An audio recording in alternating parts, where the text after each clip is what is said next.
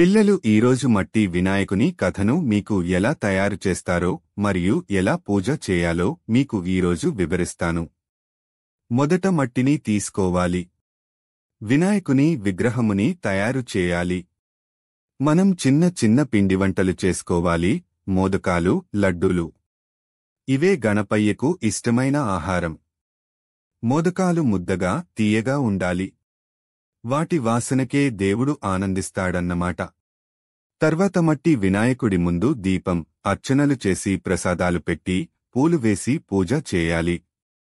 పూజలో మనం గుండెల్లో భక్తి ఉంచాలి. మాటలు మాత్రమే కాక మన మనసు కూడా వినాయకుడి దారిలో ఉండాలి. పూజలో మనం ఒక్కసారిగా గట్టిగా చెప్పాలి, గణపతి బప్పా మోరియా. అది దేవుడికి మన ఆనందం, ప్రేమ చూపించే పద్ధతి.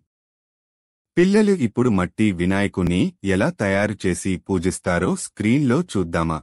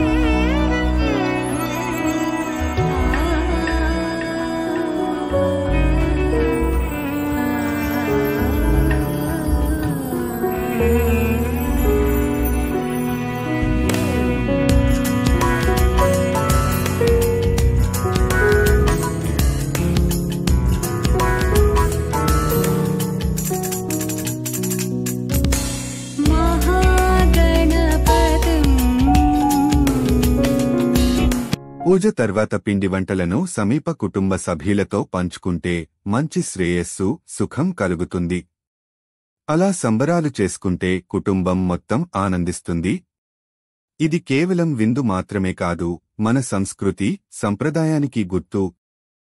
గణపతి బప్పా మంగళమూర్తి మౌర్య మౌర్య మౌర్య. గణపతి బప్పా మంగళమూర్తి